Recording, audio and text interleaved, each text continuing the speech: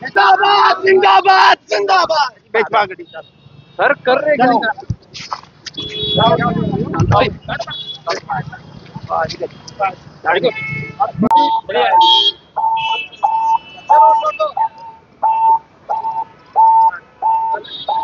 चलो चलो नहीं चलेगी नहीं चलेगी नहीं चलेगी नहीं हम सारे गलत कर ही नहीं ना हम कोई मिलकर आप कुछ नहीं बिल्कुल हम एक प्रोटेस्ट जो दे रहे हैं वो दे रहे हैं साइड पे करें बिल्कुल साइड तानाशाही नहीं चलेगी तानाशाही नहीं चलेगी गुंडागर्दी नहीं चलेगी गुंडागर्दी नहीं चलेगी आएगा हम यही पहले बार 10 मिनट कर ले वो जवाब देना सर 10 मिनट के बाद नहीं करना बंद कर दो this is the constitutional right बंद कर दो सर 10 मिनट दे रहे हैं वो इसमें इनकलाब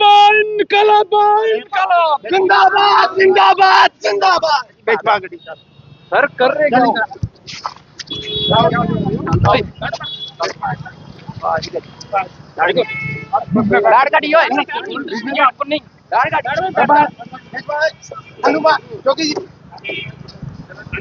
चल आगे चल बैठो भैया जल्दी बैठ जाओ जाओ चल बेटा आ गई मेरी हां बड़ा नहीं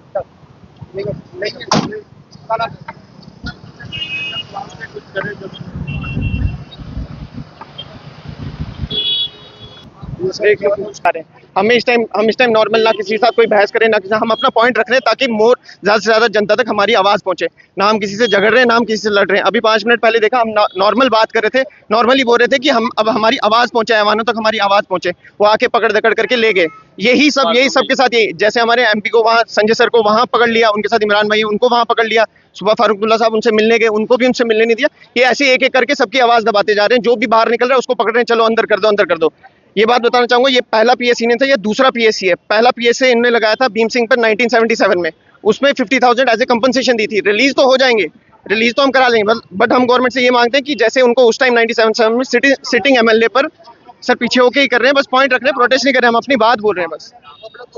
कॉन्स्टिट्यूशन देखिए आर्टिकल 19(1)(a)(f) में 19(1)(e) में right to peaceful protest fundamental right है कॉन्स्टिट्यूशनल राइट है और 8 तारीख से हम कॉन्टिन्यूसली एक पीसफुल प्रोटेस्ट कर रहे हैं जब से ये काला कानून रॉलेट एक्ट जो है मेराज मलिक पे लगाया गया है। बिल्कुल ड्रैकोनियन लॉ है बिल्कुल गलत ये चीज़ जो है लगाया गया है उन पे। और अगर हमारा रिप्रेजेंटेटिव ही अंदर है फिर हमारा बाकी लोग जो उसके जिनने वोट दिया है जिनने मैंडेट दिया है वो कहाँ जाएंगे। हमारे बहुत सारे काम हैं बहुत सारे मसाइल है वो कौन फुलफिल करेगा। ये कानून ये जो काला कानून पे लगाया गया है हम बोलते हैं गवर्नर साहब से रिक्वेस्ट करते हैं एज सून एज पॉसिबल इसका रिवोकेशन हो। ये गलत कानून है ये कानून जो है बिल्कुल एक्सेप्टेबल नहीं है। पूरा चुनाव वैली का छोड़ के पूरा इंडिया इस टाइम पे प्रोटेस्ट कर रहा है इस काला कानून के लिए। अगर आप इन्हीं रिप्रेजेंटेटिव पे ये काला कानून लगाएंगे फिर बाकी आम लोग पे क्या ही फर्क है।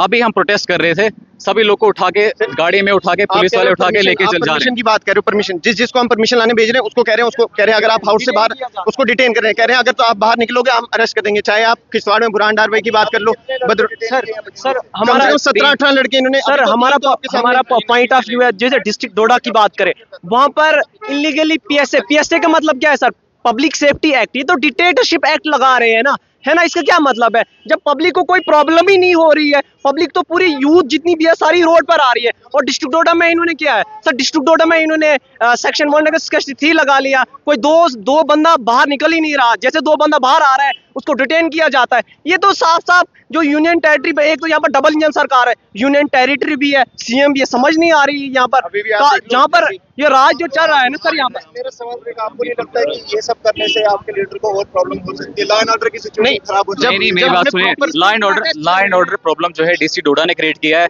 तब तक कोई लॉ एंड ऑर्डर प्रॉब्लम नहीं था रोड पे कोई बंदा नहीं था। जो ही DC डोडा ने तानाशाह ने जब PSA लगाया ये अपने खुद को बचाने के लिए PSA खुद के करप्शन को बचाने के लिए ये PSA लगाया इमीडिएटली उसके बाद लोग सड़कों पे आए। तब तक तो कोई पब्लिक का सेफ्टी नहीं था। अगर पब्लिक सेफ्टी एक्ट है तो पब्लिक सेफ्टी एक्ट मतलब है कि पब्लिक का सेफ्टी हो जाए लेकिन यहाँ पे DC का सेफ्टी एक्ट बन गया है। यहाँ तो ब्यूरोक्रेसी सेफ्टी एक्ट बन रहा है। ये तो हद ही खत्म हो गया है। मतलब जैसे कोई बंदा